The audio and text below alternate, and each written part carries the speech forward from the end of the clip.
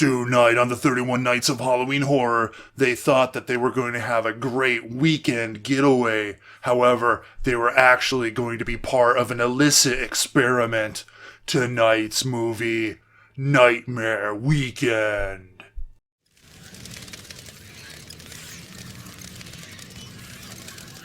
Hello everybody and welcome back to another episode of 31 Nights of Halloween Horror!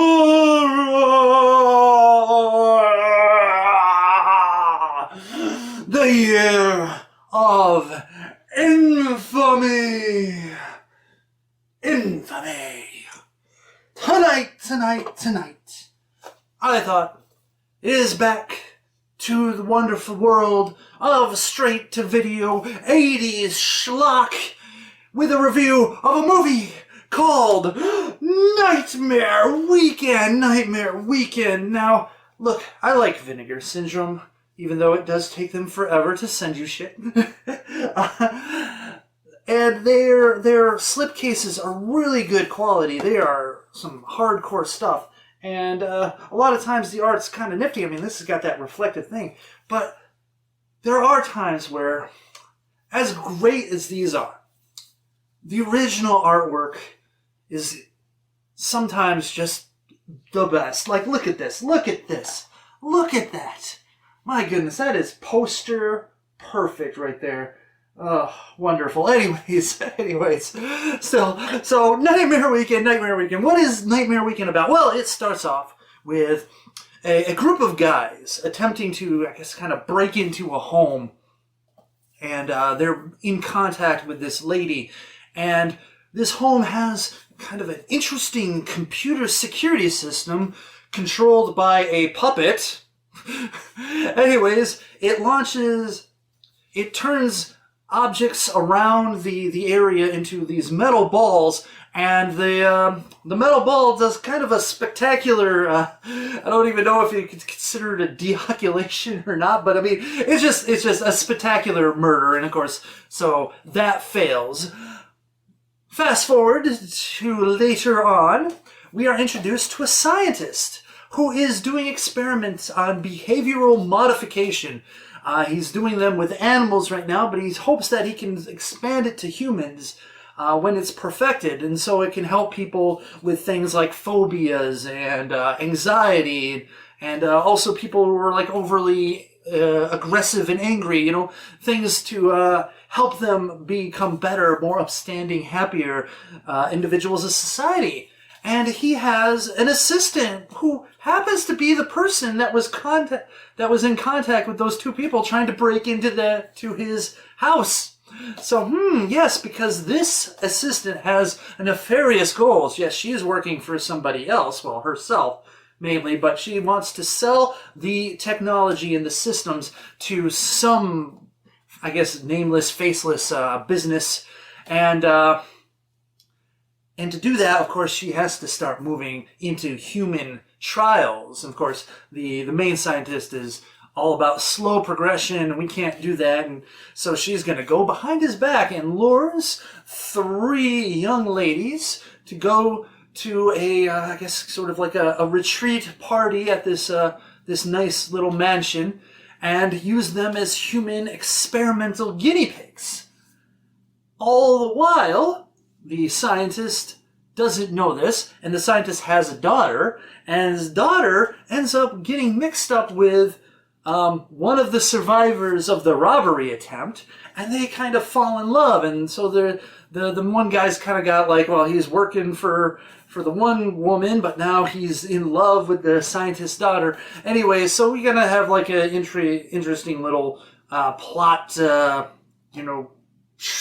guess divergence or whatever going on. And so basically what happens is the woman is going to conduct these experiments, and all kinds of crazy chaos happens, all the while this computer system is there to also protect the daughter. And it does a spectacular job of protection in certain instances. So anyways, will the will everyone end up being victims of this evil woman's scheme to steal the project, experiment on human beings, and basically destroy everyone's lives while she becomes filthy rich? Well, you kind of find out during the climax of Nightmare Weekend. Yes, this is very interesting. Very interesting. The thing is, like, just another side note. So the computer, that's how it does the behavioral modifications. It turns objects into these silver balls, and yes, the silver balls can be used to murder, but it also can be used as the behavior modification, because for some reason, you'll ingest the ball or something, and then it will do something while also doing like a light spiral thing, whatever, almost like hypnosis or whatever, I don't know. But yeah, that's kind of like how it does it, so I don't know like how or why it does the way it does, but whatever, that's what it is. So let's get to those scores, shall we? Violence and gore. I am going to give this a 4 out of 5. Look, once again, the effects aren't amazing and are pretty cheesy and fake, but I still give them points because it's bloody and nasty, and they're trying and they are showing, and they are not being cheap and like, oh, we're just doing everything off screen and not showing you the aftermath. I know. So, it's nasty and violent, so I'm giving it a 4 out of 5. Shock value, I'm going to give it a 2 out of 5. Like there's a couple jumps in there, but like the shocking thing is like basically what happens and the neat gore effects that go on when some of the subjects get turned into really face ripped. I don't even know how your face got ripped off or whatever. Mangled, violent psychopaths. I don't know. I mean, like that's quite the mood enhancement, right? Anyways, so 2 out of 5 for that. We are going now to plot, and I'm going to be very generous and give this a 3 out of 5 because I really like the idea of the behavioral modification sort of testing and things like that. The computer's a nice thing. I'm also viewing the plot in the context of this is like an 80s movie, and so computers were not that prevalent or sophisticated as they are today, and so of course someone viewing this movie with the present mindset would probably just be like, my god, this is so ridiculous and cheesy and whatever. And it's like, but no, I appreciate for what it does. It definitely goes from point A to point B to point C rather well. Yes, there are some kind of tedious and wasted moments and a little bit of like, okay, wait, what? And this and but for what it is, I think it does a great job of, giving you the characters, giving you the plot, having something interesting and different, especially for the time, really sets itself apart from other movies like that. In this situation, plot wise, so I'm gonna give it a 3 out of 5. Plus, I just like the fact that like the computer system was, she was playing a game, a car race game, and it was controlling the evil woman's car at the time. I just warms the cockles of my heart. Anyways, so 3 out of 5. Moving on to acting. Now acting. Okay, so this is going to be the thing about the acting. This is going to be the thing. It is probably like some of the worst acting I have seen in recent times. It's just bad. It's just so wooden. It is a freaking Amazon rainforest of wooden acting. It is just really bad, almost on all counts. I mean, like Hayden Christensen is Orson Welles in comparison to all of this. So yeah, I'm gonna give it a 1 out of 5. It's comical though, so I guess it adds to its charm. So 1 out of 5. Moving on to nudity. Nudity, I'm giving it a 5 out of 5. Sure, maybe not as much as Deadly Embrace. It's probably not even half as much when it comes to actual screen time. However, it is still a lot. Maybe I should go back and rate the Nudity and Deadly Embrace to a 6, but I don't know. I rarely go over the 5, and it usually has to be super spectacular for it to happen. And honestly, most of that was just freaking filler. So yeah. Anyways, enough of that. Enough of that. So yeah, no, 5 out of 5. Quite a bit of TNA in this one. Moving on to enjoyment factor. So everyone's going like, oh my god, it's a 4 on violence and it's a 5 on nudity, and it's a schlocky 80s horror movie. Well, my god, what do you think the enjoyment factor is going to be? Oh, of course it's a 4 out of 5. It's outside of being a little slow at parts and the plot not being as strong as it could, it's still an enjoyable movie that's a lot of fun.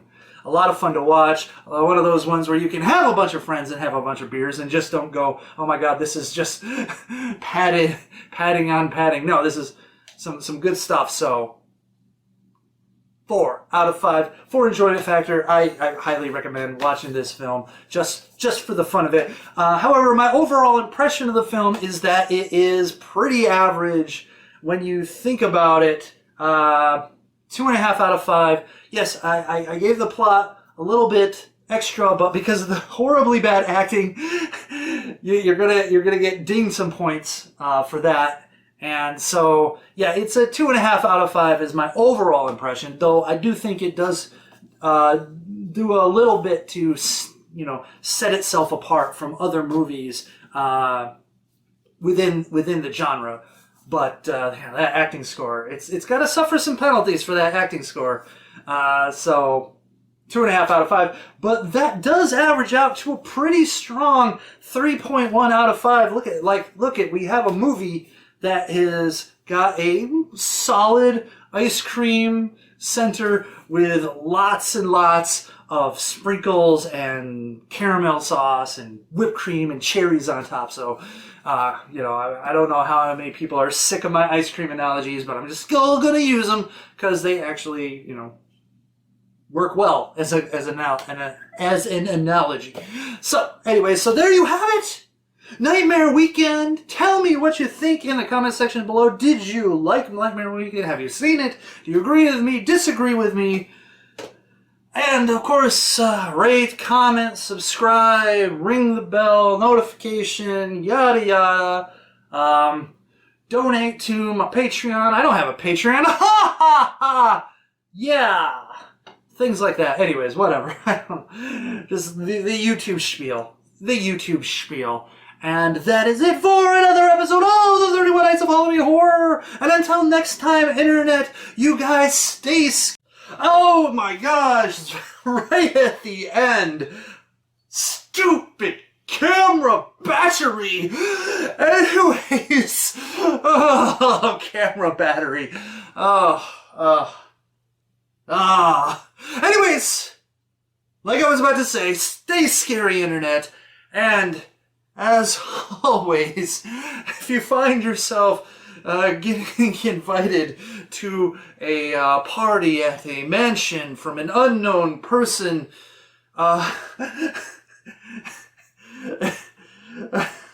it's probably an evil scientific experiment to make you go insane and start ripping your hair out and chewing on your own face and kissing tarantulas and things like that. Anyways, yeah.